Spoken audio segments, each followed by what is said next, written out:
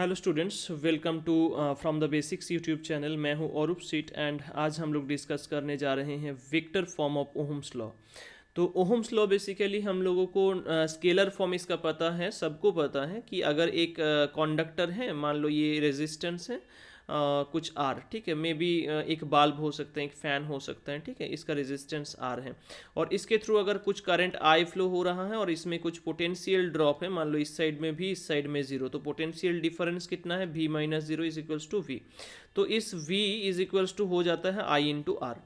लेकिन जब vector form of Ohm's law आता है तो इसका मैथमेटिकल फॉर्म क्या होता है, मैं पहले बोल देता हूँ। मैथमेटिकल फॉर्म होता है J is equals to sigma into E. Vector form क्योंकि है तो हम इसमें बोथ साइड पे वेक्टर लगा देंगे, ठीक है। तो जे को क्या कहा जाता है, करंट डेंसिटी, मतलब आई बाई ए, ठीक है। जे क्या है, current per unit area, is equals to sigma into ई। तो सिग्मा को रेजिस्टिविटी 1/रो बोलते हैं। Sigma is conductivity, rho is resistivity. Conductivity मतलब क्या है, एक ऐसा पैरामीटर जिस पैरामीटर के मदद से हम बोल सकते हैं कि एक मटेरियल क्या कर सकते हैं, कितना जल्दी करंट को पास करेंगे, ठीक है। रेजिस्टिविटी क्या है, एक ऐसा प्रॉपर्टी या ऐसा एक मतलब पैरामीटर जिसके मदद से हम ये बोल सकते हैं कि वो एक इलेक्ट्रॉन को या फिर एक करंट फ्लो जहाँ पे हो रहा है वो उस करंट को कितना अच्छे तरीके से रोक पा रहे हैं, रेजिस्ट कर पा रहे हैं, ठीक है। और ई क्या है, ई सिंपली तो इलेक्ट्रिक फील्ड हो जाएगा।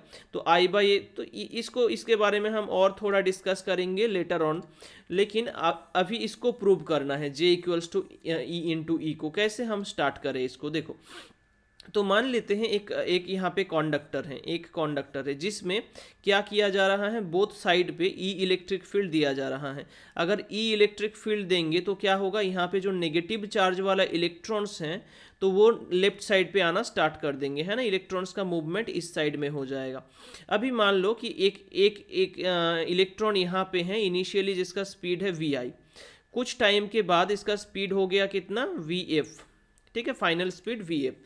तो बेसिकली कुछ ना कुछ अमाउंट ऑफ वेलोसिटी इंक्रीज हुआ है, मतलब ये जो एक्सिलरेशन मतलब इलेक्ट्रॉन है वो इस फील्ड के वजह से कुछ फोर्स एक्सपीरियंस किए होंगे। उस फोर्स का वैल्यू कितना है, कैसे डिफाइन करते हैं, तो फोर्स इलेक्ट्रोस्टैटिक फोर्स होगा, दैट इज ई इंटू ई। ये इलेक्ट्रोस्टैटिक फोर्स हुआ। अभी इलेक्ट्रॉन का कुछ मास होगा, मान लेते हैं एम है, जो कि पता है हम लोगों को 9.11 इंटू 10⁻³ kg होता है, तो वो मास है। तो एक्सिलरेशन कितना हुआ, E divided by M, force upon mass करेंगे तो एक्सिलरेशन आ गया। अभी इस एक्सिलरेशन को हम क्या लिख सकते हैं, D V into D T, पढ़े होंगे इस चीज़ को, E by M equals to D we D T. लेकिन हाँ, ऑब्वियसली इसका डायरेक्शन अलग होगा, उल्टा होगा, मतलब v जिस डायरेक्शन पे मूव कर रहे होंगे उसके अपोजिट साइड में e काम कर रहा होगा। और वो डायग्राम पे भी क्लियर है कि v अगर लेफ्ट साइड में है तो e राइट साइड में है, मतलब इसमें एक नेगेटिव आ जाएगा, नेगेटिव साइन आ जाएगा, इसमें भी आ जाएगा, क्योंकि इलेक्ट्रिक फील्ड जिस साइड में काम करता है फोर्स उसके अपोजिट डायरेक्शन पे काम करता है फॉर द नेगेटिव चार्जेस। मान लो -q चार्ज है, ठीक है, इलेक्ट्रिक फील्ड अगर इस तरफ है तो फोर्स लगता है इस डायरेक्शन पे, q इंटू ई। लेकिन अगर मान लो पॉजिटिव चार्ज है +q, तो जिस साइड पे इलेक्ट्रिक फील्ड उस साइड में ही फोर्स, ठीक है। तो ये बेसिक कॉन्सेप्ट है, क्योंकि यहाँ पे चार्ज नेगेटिव है तो उल्टा डायरेक्शन पे काम कर रहा है। तो हम ये बोल सकते हैं, अगर मान लो सिर्फ वैल्यू को लेके हम काम करें तो D we D T is equals to E by M बोल सकते हैं। तो D V is equals to कितना आ जाएगा, E by M into D T आ जाएगा। इंटीग्रेट करेंगे बोथ साइड में। तो जब टाइम जीरो था इनिशियली उसका वेलोसिटी कितना था, वी आई। अब जब टाइम इसका टी हो गया या टाउ हो गया, मान लो, जिसको हम आ रहे हैं जिसको पे क्या कहते हैं इसको, तब मान लेते हैं वेलोसिटी इसका हो गया वी एफ। तो basically upper limit minus lower limit is equals to E divided by M into अच्छा T from zero to tau, ठीक है। तो टाउ अगर पुट कर देंगे ई टाउ बाई एम, यहाँ पे ये जो टाउ हम यूज किए हैं ना वो क्या है बेसिकली, तो टाउ को बोलते हैं रिलैक्सेशन टाइम। टाउ क्या है, टाउ को कहते हैं रिलैक्सेशन टाइम, रिलैक्सेशन टाइम, ठीक है, मतलब जैसे दो कॉलिशन होगा, मान लो एक इलेक्ट्रॉन है, वो जब ड्रिफ्ट वेलोसिटी कर रहे होंगे उस टाइम पे कॉलिशन किया, ठीक है, कॉलिशन फर्स्ट कॉलिशन हुआ, उसके बाद जब और आगे भागेंगे कॉलिशन के बाद, उसके बाद तुरंत बाद मान लो सेकंड कॉलिशन हुआ, तो फर्स्ट कॉलिशन के बाद सेकंड कॉलिशन हुआ, तो इन दोनों के बीच में जो टाइम गैप है उसको रिलैक्सेशन टाइम बोलते हैं। मतलब कुछ रिलैक्सेशन इलेक्ट्रॉन को मिला एक कॉलिशन के बाद, दूसरे कॉलिशन जब हुआ उन दोनों के बीच में कुछ रिलैक्सेशन इलेक्ट्रॉन को मिला, जिसके अंदर उसको कोई भी कॉलिशन फेस करने को नहीं मिला, राइट। तो उसको बोलते हैं रिलैक्सेशन टाइम, उसको टाउ से डिनोट किया जाता है।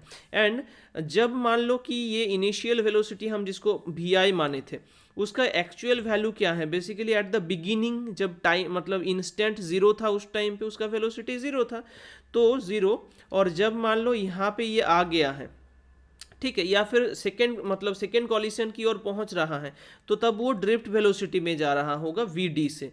तो वी का जो हम लोगों के पास वैल्यू मिला वो कितना है, ई टाउ बाई एम, ठीक है। तो ड्रिफ्ट वेलोसिटी का जो ये रिलेशन मिला, इस रिलेशन को अभी हम यूज करेंगे, ठीक है, इस रिलेशन को अभी हम यूज करेंगे, v d equals to e tau by m को, ठीक है। तो बेसिकली हमारे पास जो करंट मिला था, मतलब हम करंट और ड्रिफ्ट वेलोसिटी के बीच में जो रिलेशन है वो निकाल दिए थे। तो आई इज इक्वल्स टू क्या था, N A V D into E, है ना। तो आई बाई ए कितना आ जाएगा, आई बाई ए हो जाएगा इसमें N into we D into E. इसमें अगर इस वैल्यू को वी डी के जगह पे पुट कर दें तो आई बाई ए, जिसको हम क्या बोलेंगे, करंट डेंसिटी जे बोलेंगे, is equals to n into we d, मतलब e tau by M into ई। तो इस यहाँ से जे कितना मिल रहा है, n square tau divided by M into capital e, ठीक है। अगर दोनों साइड पे हम वेक्टर यूज कर दे, वेक्टर साइन, तो कुछ इस तरीके से ये दिखाई देगा। ऑब्वियसली एक नेगेटिव साइन आएगा, हम नेगेटिव साइन को ले रहे हैं बिकॉज जिस डायरेक्शन पे, एक सेकेंड, नहीं इसमें नेगेटिव नहीं आएगा, क्योंकि क्यों नहीं आएगा, देखो जे मतलब क्या इंडिकेट कर रहे हैं, जिस डायरेक्शन पे करंट फ्लो हो रहा है। तो इलेक्ट्रॉन अगर लेफ्ट साइड पे भागेंगे तो करंट फ्लो किस डायरेक्शन पे होगा, राइट साइड पे ही होगा, ठीक है। तो ई और जे का डायरेक्शन सेम है, वो उसमें नेगेटिव साइन नहीं आएगा, है ना। इलेक्ट्रिक फील्ड और करंट का डायरेक्शन सेम है। तो यहाँ पे जे इज इक्वल्स टू क्या मिला हम लोगों को, सिग्मा इंटू ई, क्या मिला, सिग्मा इंटू ई।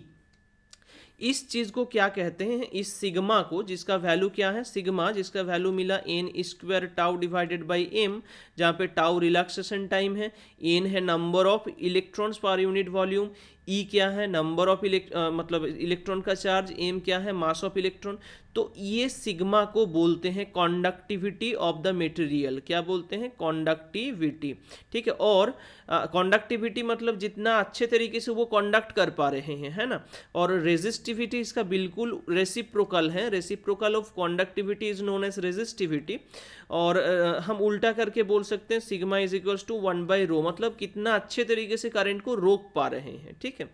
तो बेसिकली यहाँ से ये जो vector form of Ohm's law हम लोगों को मिला, यहाँ से हम एक्चुअल जो ओहम्स लॉ हैं उसको डिराइव कर सकते हैं। कैसे, उसमें आ रहे हैं, देखो। तो मान लेते हैं कि जैसे इलेक्ट्रिक फील्ड ई दिया और इन दोनों के बीच में मान लो कुछ मतलब कुछ गैप है डी का, ठीक है, डी डिस्टेंस है इन दो प्लेट के बीच में। तो जे मतलब क्या हो जाएगा, जे, या अच्छा इस डी को एल मान लेते, क्योंकि कंडक्टर है ना, लेंथ को हम एल मान रहे हैं, चलो तो आसान होगा समझना। देखो एल मान रहे हैं कि जो कंडक्टर है, मतलब जहाँ पे जो दो प्लेट दो एंड पे इलेक्ट्रिक फील्ड दिया जा रहा है वो एल लेंथ पे दिया जा रहा है। तो बेसिकली पोटेंशियल ड्रॉप का फॉर्मूला क्या होता है, ई बाई एल पढ़े होंगे, है ना। एक सेकेंड, सॉरी मैं गलत लिख रहा हूँ, ई का फॉर्मूला है वी बाई एल। कहाँ से आ रहा है, बिकॉज हम लोगों को पता है कि e is equals to minus d we d x, ये चीज़ पता होंगे ना, जिसको हम क्या बोलते हैं, पोटेंशियल ग्रेडियंट बोलते हैं इसको, है ना। तो ऊपर वी पोटेंशियल, नीचे एक्स मतलब डिस्टेंस बिटवीन द प्लेट्स। तो यहाँ पे वो e equals to v by l हो जाएगा। और जे तो पहले ही हम लोगों को पता है, जे क्या है, आई बाई ए। तो यहाँ पे पुट कर दो इस इक्वेशन पे, तो क्या आएगा, जे मतलब आई बाई ए, ठीक है। सिग्मा क्या है, 1/ρ, ई क्या है, v/l, ठीक है। तो v का रिलेशन हम लोगों को क्या मिल रहा है, देखो तो v इज इक्वल्स टू मिल रहा है rho L by A into I, मिल रहा है rho L by A into I. कितना अच्छा रिलेशन मिला ना, अभी याद आ रहा है कुछ? Ohm's law, normal form of Ohm's law, v is equals to क्या है, इसको ही तो हम रेजिस्टेंस बोलते हैं, R इंटू आई। ठीक है, ये जो कैपिटल R है उसका वैल्यू क्या होता है generally, rho L by A, class 10 याद करो, आ रहा है ना, rho R equals to rho L by capital A. तो देखो ये रिलेशन कहाँ से स्टैब्लिश हुआ, ये relation vector form of Ohm's law से स्टैब्लिश हुआ, जो कि बहुत ही इंटरेस्टिंग है। E J equals to sigma ही, यानी याद रखना होगा J equals to sigma E relation को। कभी कभी ये 1 मार्क्स का दे देते हैं कि explain Ohm's law and what is the vector form of Ohm's law, तो जे इक्वल्स टू सिग्मा ही। कभी कभी ये भी देते हैं कि derive the expression for of vector form of Ohm's law, तब इसको करना होगा। ठीक है, तो इस तरीके से इसको अप्रोच कर सकते हो। आई होप कुछ डाउट नहीं है। अगर डाउट हुआ होगा तो ऑब्वियसली कमेंट सेक्शन पे कमेंट करना। अगर इस चैनल पे नया हो तो चैनल को सब्सक्राइब करके बेल आइकन को प्रेस करना, ताकि इस टाइप का इन्फॉर्मेटिव वीडियोस और भी मिल सके। ओके, अगर वीडियो पसंद आया तो लाइक एंड शेयर कर देना। ठीक है, ओके, थैंक यू।